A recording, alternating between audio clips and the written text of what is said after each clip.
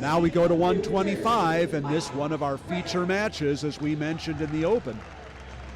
First out, and wearing the red with the silver singlet, Levi Mele from Uinta High School in Vernal, Utah, three-time Utah state champion. And in the white singlet and the green ankle bands, the first four-time state champion in the history of New Jersey high school wrestling, Mike Gray from Delbarton High School. This kind of gets me. They both check in at the head table still as a usual tournament procedure, but I think everybody knows they're over there. It's not like they have to worry if they're on the right mat or not. Mike Gray with a first-year coach in his corner, Jeff Buxton. Just kidding there. Jeff, he's as we all very know, experienced. With the great Blair Academy, #1 in the nation for the last 100 years, and well-deserved because Bucky's just one great coach.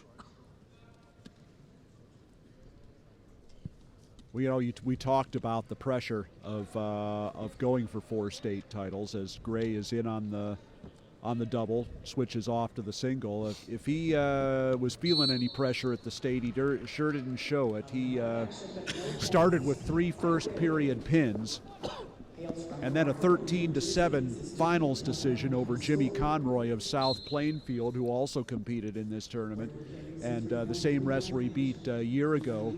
So nothing left to chance, nothing close. He went out there and took care of business.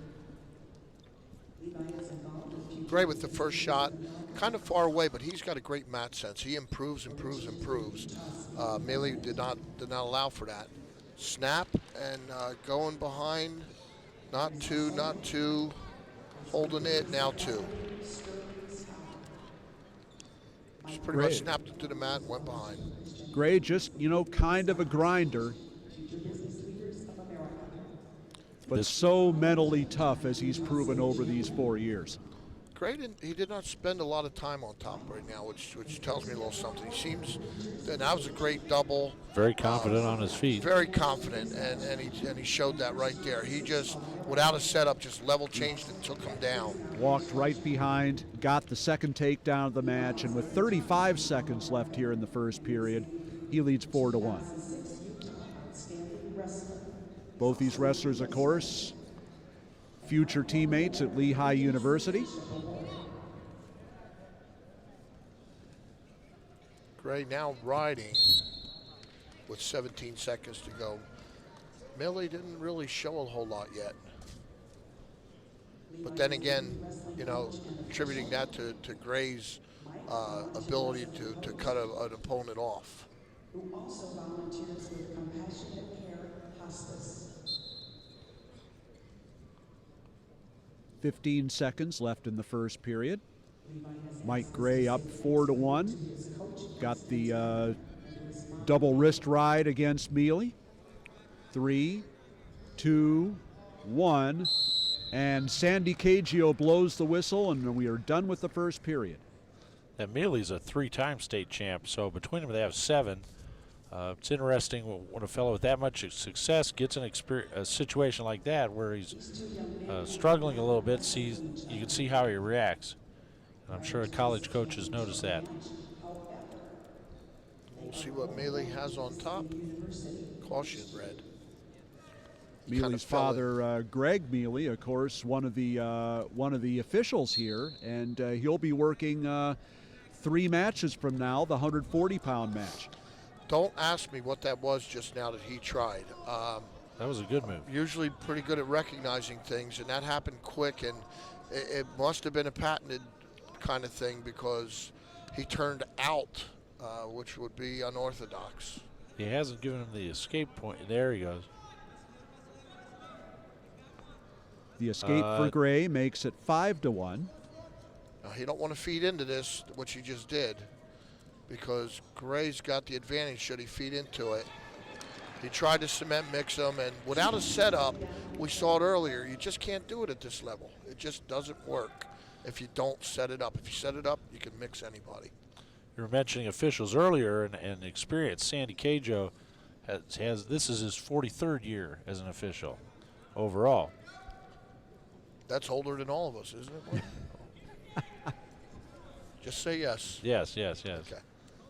In dog years anyway, but Now Gray working a bar and a half, very effective. 50 seconds left in the second period now, and it's been all Mike Gray. He leads at 9-1. Levi Mele going back to the center, and they'll restart it here. Kind of half attempt at Granby, but Gray the longer of the two. A lot rangier. Just working that arm. I'm not sure. Usually when kids work that arm, they're trying to pull it into a tilt. Mele turning out front. Mele was also been quite competitive and successful in the freestyle wrestling in the summer and the off season. Shows a willingness to try a different style. But this is the scholastic style that they'll wrestle during the regular school year. 10 seconds left in the second period now. And Gray staying behind the arms and working a tight waist. And now Levi Mele stands up, but can't quite get that point. And it'll be 9-1 for Mike Gray as we go to the third. Gray changes off real nice. Underneath, you were looking at one-on-ones, cross chest, half. That's tough stuff, and he's real heavy. He's real heavy up top. That's tough for Mele to generate an offense at that point.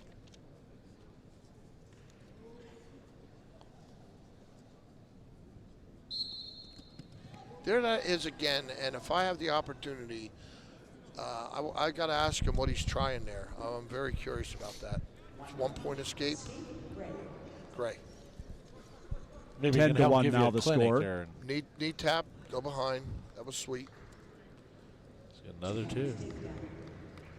Gray just looks just so comfortable. I mean, he's not just this overpowering bear. He's just out there finessing and techniquing and got the right pressure. You can see why he won 4 state titles. Nothing fancy about him, but he'll just grind you to a pulp.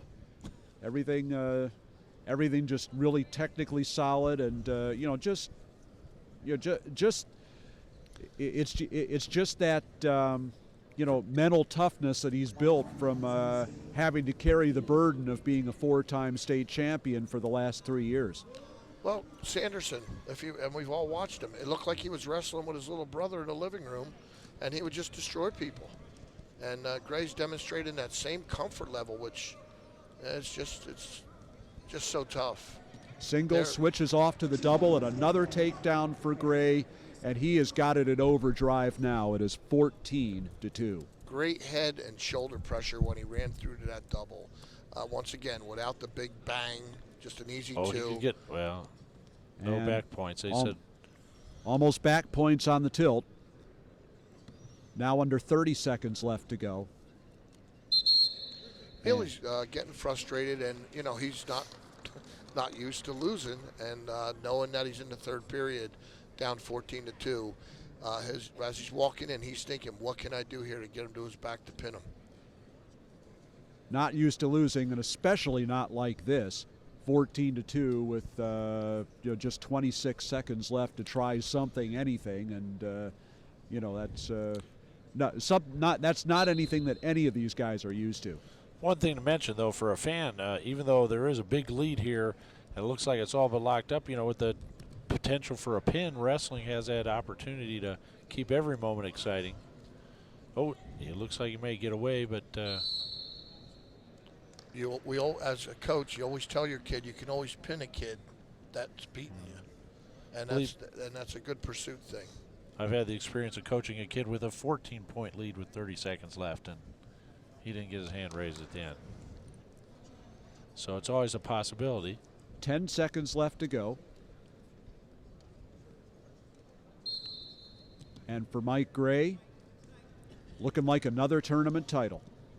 5, 4, 3, 2, 1, and that will do it.